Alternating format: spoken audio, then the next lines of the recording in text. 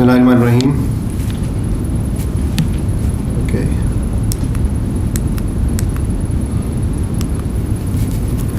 Right. So I think Syed has already gotten us into the first part of my presentation. So I'll continue right away. I'd also like to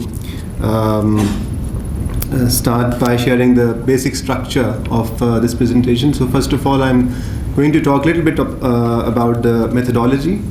How do we actually compute this score, and what is the criteria, and how can we interpret the score we have in front of you. And the second part of the presentation would be that what are the results based on our last 6 months of assessment, which covers the period of January to June of this year. So, for clarification's sake, the PMLN has got a very comprehensive manifesto, and when we talk about strictly economic revival and energy security, these relate to the two chapters of its own manifesto.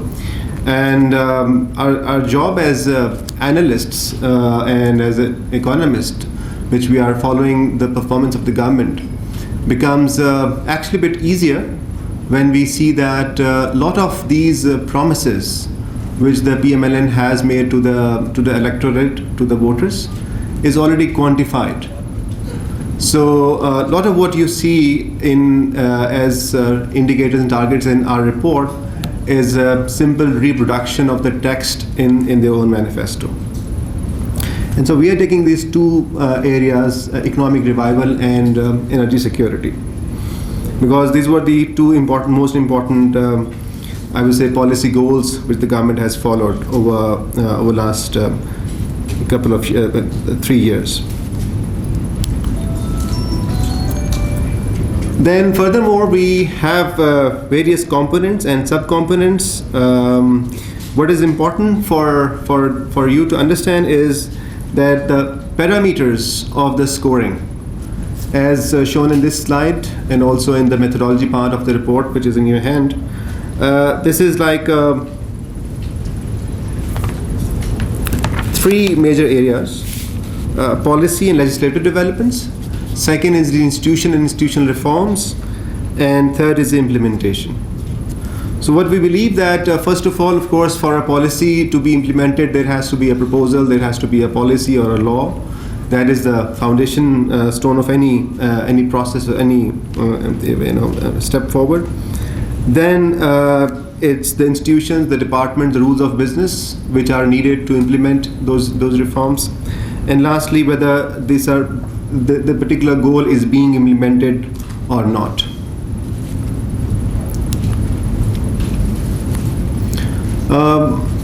Then we have tried to avoid discretion and subjectivity in the score as far as possible.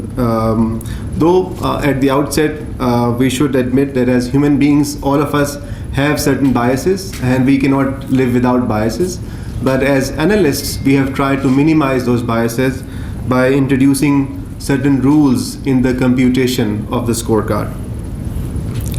So first of all, for instance, out of 89 targets which PMLN has set for itself, we have not assigned any weights. For us, it's non-weighted average. For us, everything is equal. Secondly, because of the fact that we are computing the average on arithmetic average, we are not taking negative score. Even if the progress in certain indicators is reversed, then the minimum score we award is a 0. So the average score is not affected in that sense. Also, there are many areas which you will notice here also in the report, in which you will see a word written as yet no development. That is where we believe that no progress has started at all, and we thought that it's better to wait for maybe last 2 years of the tenure to actually award a particular score before coming up with a firm judgment.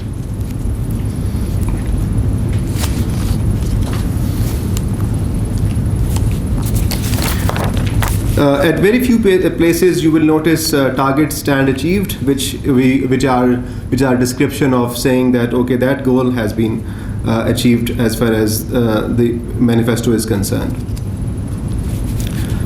And then we award also scores in stages. For instance, अगर legislation हो रही है और पहले सिर्फ अभी draft बना है तो उसका एक स्कोर होगा, अगर legislation अप्रूव हो गई है तो उसका एक हायर स्कोर हो जाएगा, अगर असेंबली में डिबेट हो रही है तो उसका एक डिफरेंट स्कोर होगा. So we look at the stages of the legislation itself, and we look at also the stages where the institutions are existing or non-existing. Similarly, the implementation.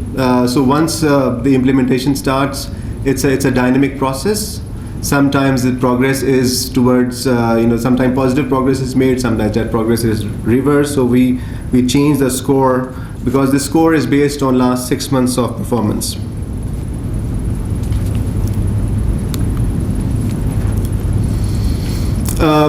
Finally, the interpretation. So let's say if you see a 0, it means the progress has been reversed and it is counted towards the average. We use the word nil where no progress is made, but that is not counted towards the average. And then let's say that if the total score out of 10 in a particular target is from 1 to 4.9, then the interpretation of that score is taken as policy direction not clear, institutional bottlenecks exist, and implementation or no implementation has started. And similarly, we give 8 to 10 score if the policy direction is supportive, governance structure is functional, and implementation is complete. Lastly, in terms of the methodology, the data sources itself are mostly they are taken from the government-owned sources, the publicly available data. We have a system where we also track the developments from newspapers on a daily basis, and then corroborate those findings, those data from the secondary sources. For instance, State Bank is coming up with quarterly reports. The FBS is issuing its own surveys, trade policy, and then we have budget, and then we have the previous year, financial and fiscal indicators. All of that is incorporated. The idea is that we should not be conducting our survey because it's a sort of a judgment on the government performance. So we try to avoid collecting data on our own, and we try to rely on the government on data for that matter. So now coming to the findings of the report, bad economics is bad politics. We see it, you see it from already the budget itself. This budget has been dubbed as the election year budget already, 2 years before the election. And this is the case because we believe that this budget has not provided any significant measures to open up the economy relative to other economies of the region. We are actually closing down in terms of tariff, in terms of custom duties, in terms of non-tariff barriers also. And also we have not taken any substantial steps to curtail the physical and non-physical size of the government. So the physical size is measurable through the budgets, and we notice in the report that the current year, the current budget has, even for the non-salary portion, has been increasing. But also the non-physical side, which is the impact of taxes, regulations, and laws on the economy, which create burden on the economy and reduces the space, reduces what we believe economic freedom available in the country. Also, in terms of the collection of taxes, the government is still depending on indirect taxes, and also is shifted towards the withholding tax regime. And we also notice that the debt burden has increased over the 2 time periods which we are comparing. So the most important signs of what we consider bad economics is ignoring reforms and going for the rhetoric of popular economic measures.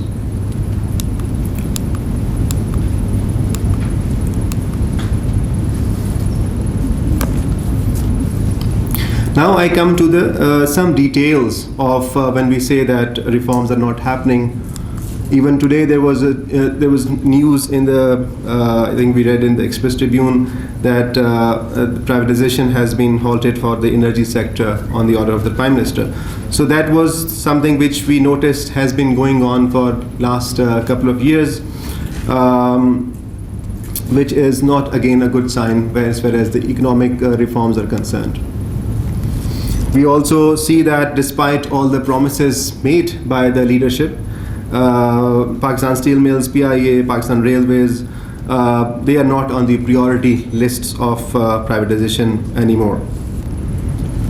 And then we actually have seen no privatization except for a couple of capital market transactions in last 3 years.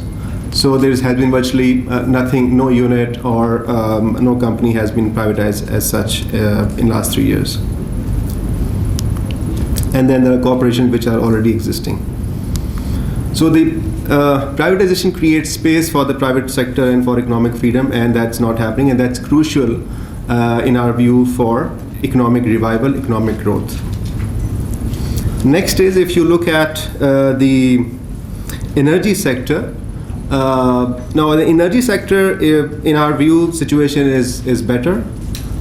We actually notice in the energy sector some development. We notice investment coming in. We also notice reforms in the energy sector coming in. For instance, very recently, government had approved what is called the wheeling charges, which means the independent power projects, the IPPs, can actually sell the electricity directly to the bulk users, bulk consumers, through the available discourse arrangement. And so that's a positive step, because I think that will reduce the burden on the central government, which is obliged to buy the electricity and then sell it, which is the core cause of the circular debt keeps on piling up. And similarly, NAPRA has issued certain independent reports, which is quite encouraging to see in terms of the reforms.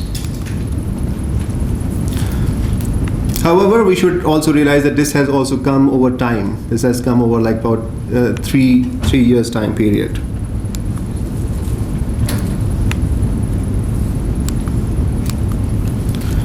So now the heart of the politics here is what this report called development politics. Now we know that the PMLN has actually laid great emphasis on the infrastructure development, and it is that emphasis which actually distinguishes its politics from the politics of other political parties. It may not be the same that this emphasis is same as saying that whether those projects are economically viable or not, whether those projects are cost effective, whether they have the long-term benefits or not. This is a separate matter, but at least the development has happened, and you will notice when I report some scores that this has been as such acknowledged. So in nutshell, I think what I would like to say that lot of development has actually happened in last 3 years. Not much growth has taken place, and almost no reforms. So development is good, but growth is more important, and for that you need reforms. That is the basic message, and that's why we are saying that ultimately it is this opening up of economy. This is what we consider as good economics, which will lead to prosperity for the entire nation. Now I'm going to share with you certain data. As I told you in the beginning, this is the score which our team is awarding after the entire process. On this slide, you will see actually all the last 7 reports, and this is the 7th report. We started in in December 2013. And so you can see the variation, you can see the improvement, you can see the decline in the scores in these 2 areas. So one is the economic revival and another is the energy security. If you look at the overall picture, you'll see that, okay, the first report, economic revival, was 3.7. That's the cumulative average score the government got in the economic revival category. And the latest report is 4.64. So there is some progress, but this progress has been varying. The number has been varying. In energy security, the progress is more marked. From 4.16, we now stand at 5.27. So that is, I would say, in the case of energy sector at least, we have, although there is no pass and fail criteria in our report, but so to say, it has passed the middle range, the energy infrastructure, I would say, and then the average of the two comes down to about 4.94 in our last report.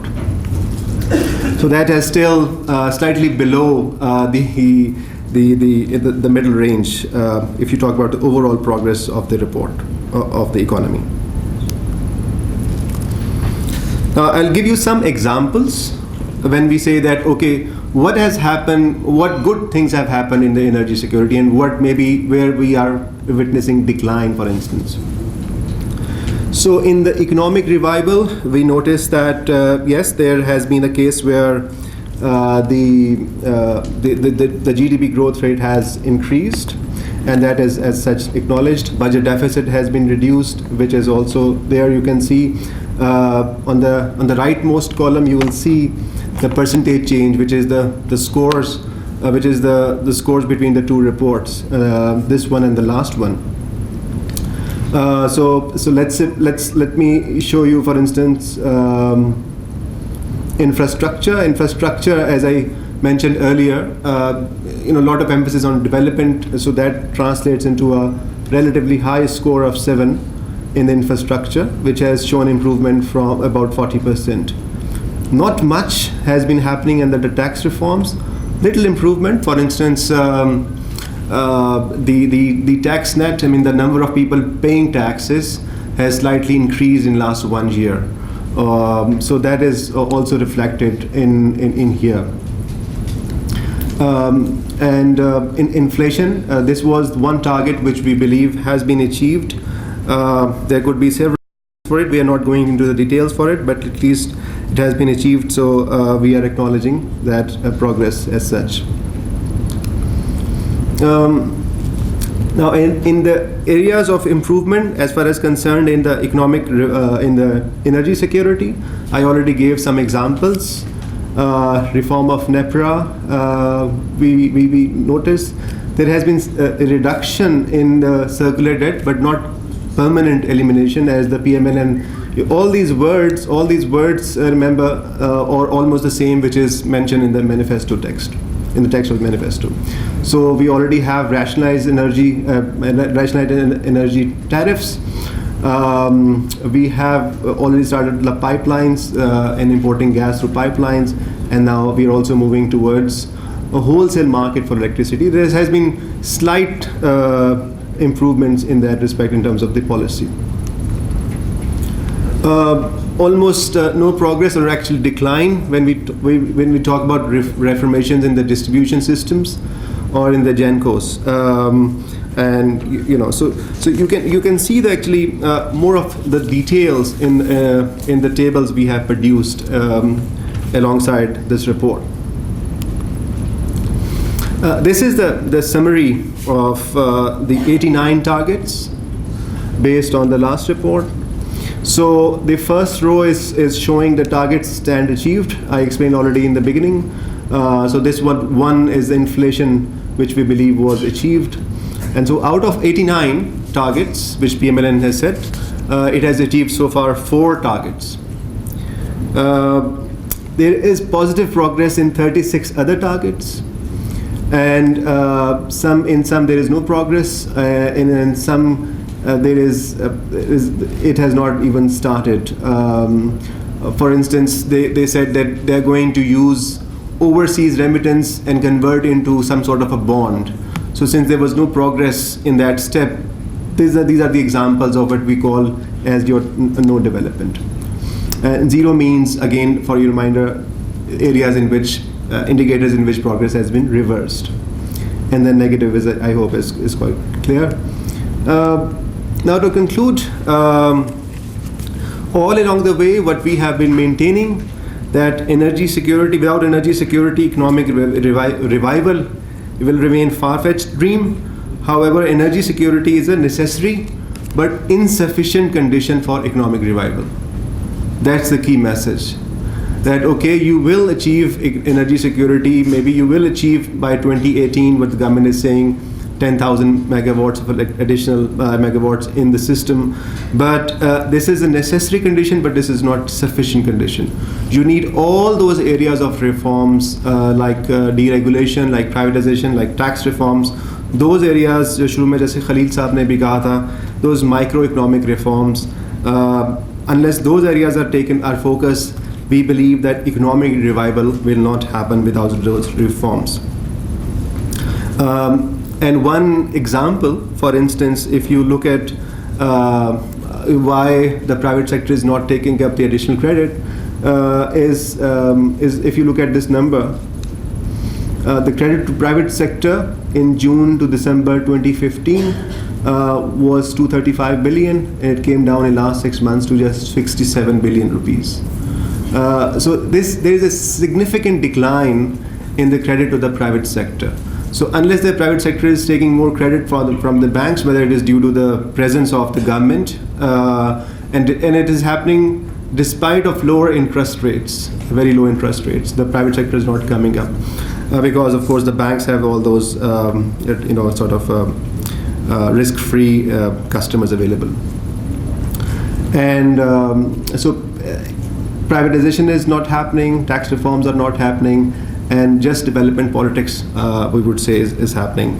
Ultimately, the message is that good economics is also good politics. So we believe that if the government were to actually open up the economy, were to invest in these reforms, it will actually have more voter base in 2018, because the fruits and the outcomes of progress would be shared with the larger economy, because more jobs will be created by this process, and not just development in limited areas. Thank you so much.